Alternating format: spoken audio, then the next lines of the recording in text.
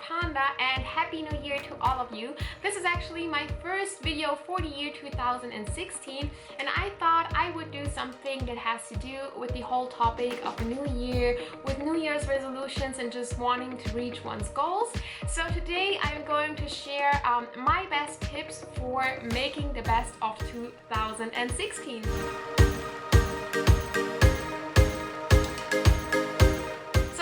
Tip has actually to do with your goals. All of us have some type of goals and dreams, but what I have found actually works best in order to reach your goals is to remind yourself of these goals every single day. So whenever you get up for work or school or college or whatever you do, I think it's best when you get up in the morning and you try to remind yourself of why you are doing this. Like, what is the ultimate goal? Why do you go to school? Why do you go to college?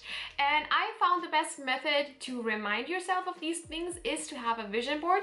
I have mine right here in the back, and on here I just like to post like all of the things I would like to have, I would like to experience or achieve. You don't actually have to have like the perfect picture for that. You can just choose things that kind of symbolize these goals for you. And every morning when I sit here and I put on my makeup, I like to look at my vision board and just remind myself of why I'm getting up in the morning. My next tip is to declutter your life, to get rid of all of the things you don't need, to actually go through your closet and throw everything out you don't need, to give it away, to give it to Goodwill or to sell it online. Because I have found, and I guess many people feel like that, when you own too much, when you open drawers and everything is cluttered, it kind of prevents me from being creative and from coming up with new ideas. I just feel like my surroundings have to be clear and clean in order for my mind to work properly, and I guess many people feel like that. So I have come up with that rule whenever I buy something new, especially when it comes to clothing and also makeup, that I try to get rid of things I haven't been using for a while. And recently I just went through my closet and I picked out so many things, and I have a huge pile of clothes now that I'm gonna give away and sell, and it's just such a great feeling.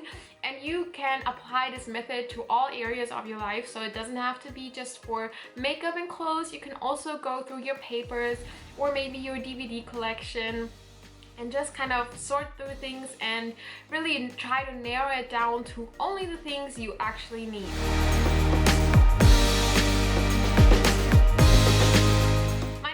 Is another organizational tip, and it is the 2-minute rule. And what this rule means is that whenever you see things lying around, or you see things that need to get done, emails that need to be answered, or things that need to be put away, and if it takes less than 2 minutes to complete, you should do it right away. This rule actually sounds super simple, but it is so effective. I have tried this especially in my household. So when I'm in the kitchen after breakfast in the morning and I have the dishes still there and it only takes 2 minutes or less to put it away, I do it right away, and you won't believe the difference it makes, because whenever you come home later and you come into the clean kitchen and there are no dirty dishes, it's just such a nice feeling. And just like with the other methods, you can apply this to any area in your life.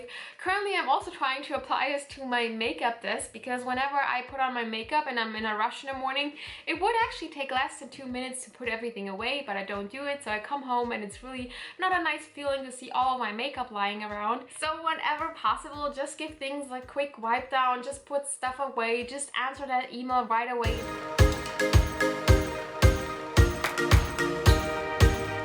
Most of us probably made the New Year's resolution to have a healthier diet, to eat less junk food, and just in general to eat more fruits and vegetables. Not all of us are great cooks or enjoy cooking or enjoy shopping for a recipe and then preparing everything.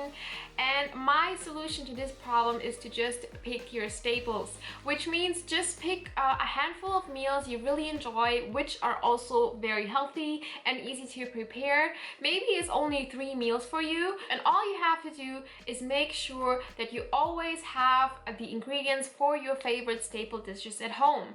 So for me, this is usually just some sort of vegetable like broccoli, sweet potato or rice, and then some sort of soy patty or soy schnitzel.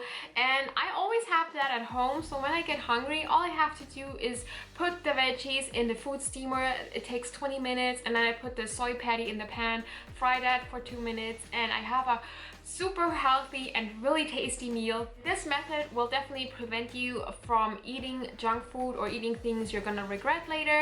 Of course, you might end up eating the same thing over and over again, but honestly, you can make little adjustments. For example, for me, I don't have the sweet potatoes every day, so at least I will have the rice. So it's always a little bit different. It's not always the same thing, but the dish itself is very simple, very healthy, and super easy to prepare.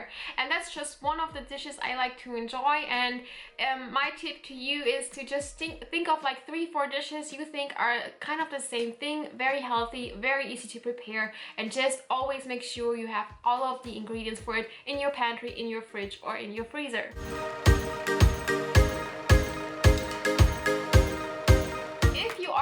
Already, I highly recommend keeping some kind of planner or at least a to-do list, so you always know what steps you have to do next. This might not sound like the biggest tip ever, but trust me, like once you start planning your days, your weeks, your months, and your years, you are gonna work so much more focused. So I can definitely recommend you to get a planner, to sit down and think of your goals, look at your vision board if you have one, and think of the actions you need to take to actually achieve these goals. And then break up these little actions into smaller actions, and then start like placing them into the weeks and into the days. Take a moment and think about the things you would have to do for the month of January, and then you just need to look at the week and try to squeeze all of the little actions you have, squeeze them into the different weeks, and you'll see how much more you can actually get done just by planning ahead.